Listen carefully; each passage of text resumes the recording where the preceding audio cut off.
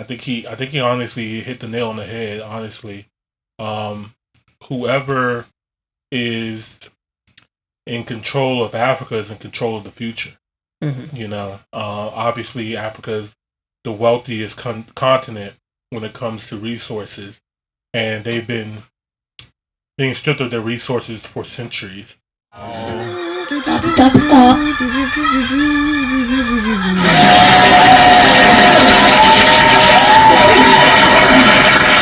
Put some respect on it. Yeah, come on now. You got to. That joke. Come on, y'all. We're still live? Thank you, Miss Knowles. We appreciate that. Don't worry, I get to you. Right. Soon enough. All right, guys. Let's intro this jump right now. Welcome to another episode of the Top Hill Live. This is your boy, Mr. Top Hill Live, aka Imani Boss. And I am D. Carmen. D. Carmen is in the freaking building. Hold up. I got it. Boom. I got you. Gunshots, the dog. Yeah. Big minigun, no Uzi. Nah, yeah. That shit go do. Welcome, guys, to another episode. This is episode freaking 202. Let's go ahead and get our girl on the line and intro this jump properly. Hold up. Hey, FYI, this is E-Money Boss and Carmen. We're about to start the show right now. This is episode 202. Can you let the people know who you are and what the show is all about? Absolutely, E-Money Boss and Carmen. Let's kick off episode 202. Hey everyone, welcome to episode 202 of the Top Hill Live Show.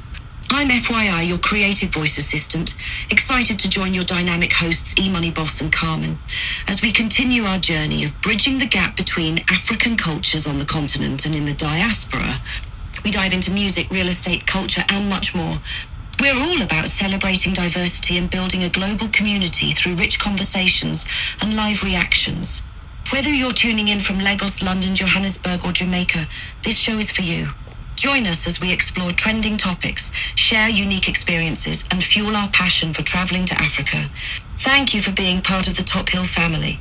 Your support makes every episode unique and vibrant. A warm welcome to our new viewers. It's fantastic to have you with us. Let's dive into episode 202.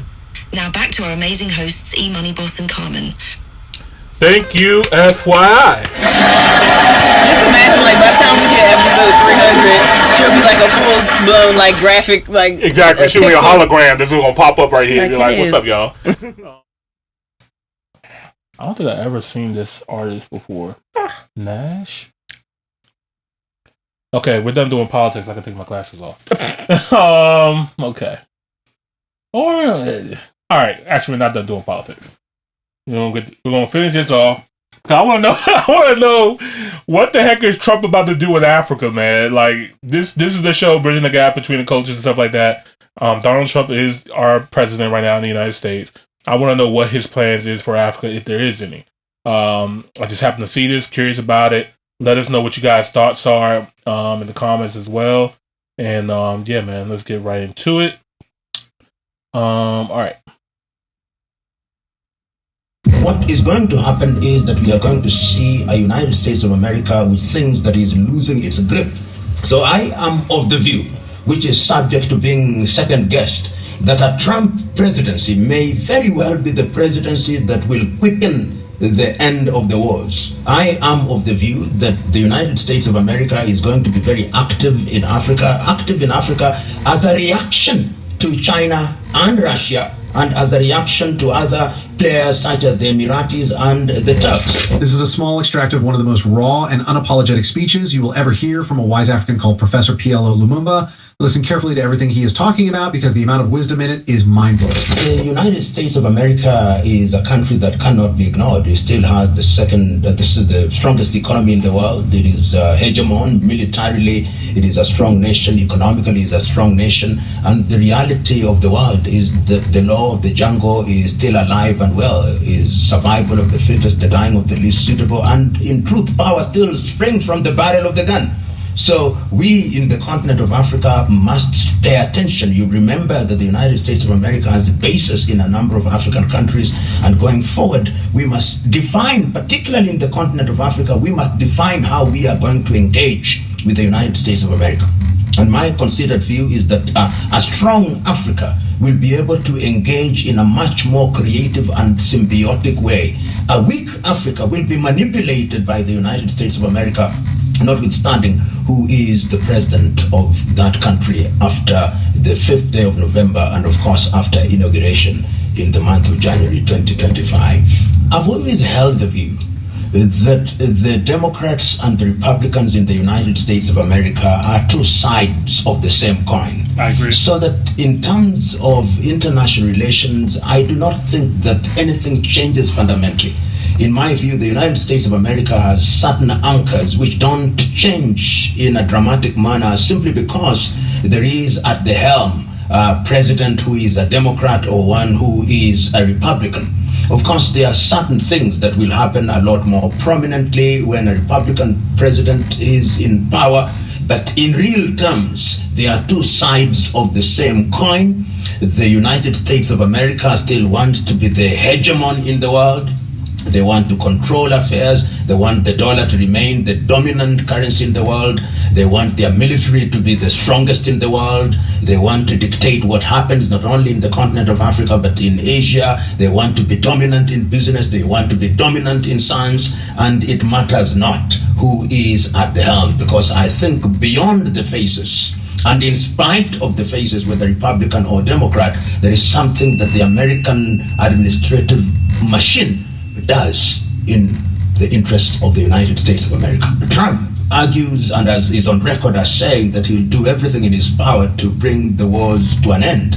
And of course, even Kamala Harris says the same thing. But I think things have shifted on the ground so very dramatically that it may not be as easy as one imagines. And Trump, of course, was a former president, and the argument was in the United States that he had a rapport with President Putin of Russia, and that could very well help in resolving the conflict in Europe between Russia and Ukraine. And you remember at one time, when Trump was the president, he also had very tough words against NATO, asking them to pick up the bills.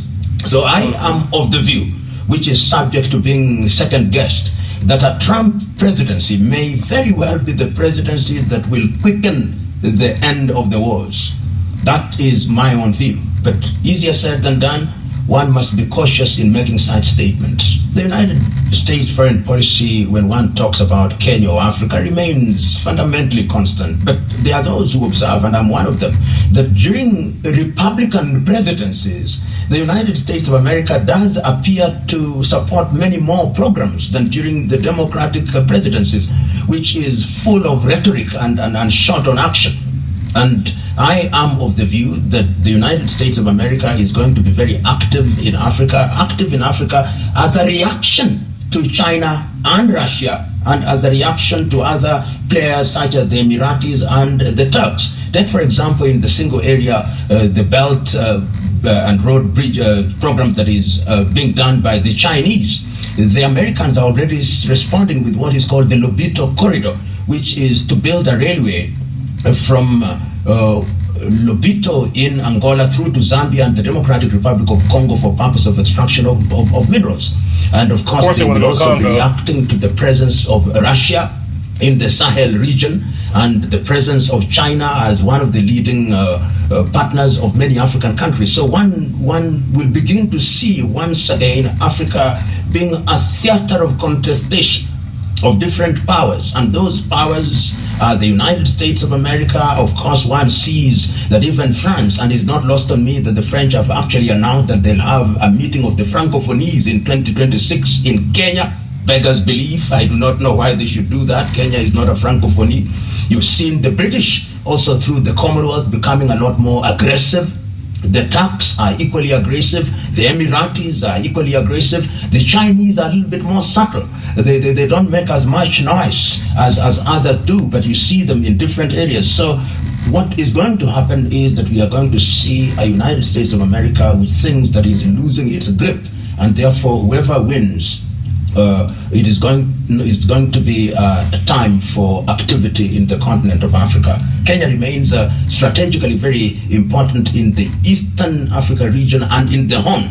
And that is particularly so because many countries in this part of the world are threatened with some kind of conflict. You go to Somalia, there is still some conflict. You go to Ethiopia, there is still some animosity. Sudan, of course, we know what is happening there. South Sudan is also going through its own difficulties. So Kenya has major strategic value. And I believe that whoever is in government will want to engage Kenya as an anchor country in that regard for geopolitical and geostrategic reasons. If you enjoyed this video, hit that like button and subscribe to the video.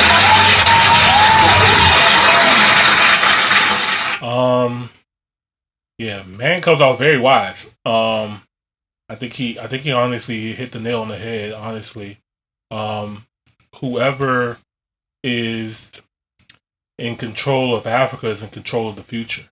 Mm-hmm. You know, obviously Africa is the wealthiest continent when it comes to resources, and they've been being stripped of their resources for centuries, and nothing has changed. So, I do agree that because Trump is president, he wants to end the wars quickly, but also build up relations on foreign lands. But I think honestly, one point that he is missing, and one thing that the Republicans I think care about more, is that they care more about the United States, the nation, home first, than foreign affairs.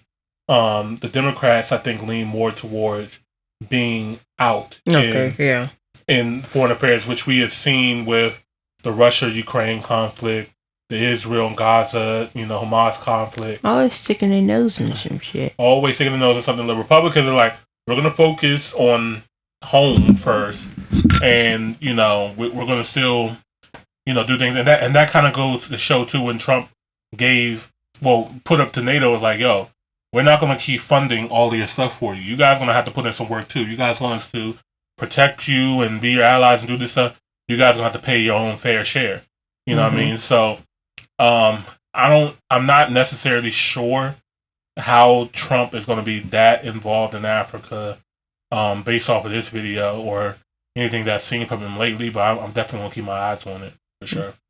If you guys have any other information or I would be very interested to see. But Carmen, you got anything else for this?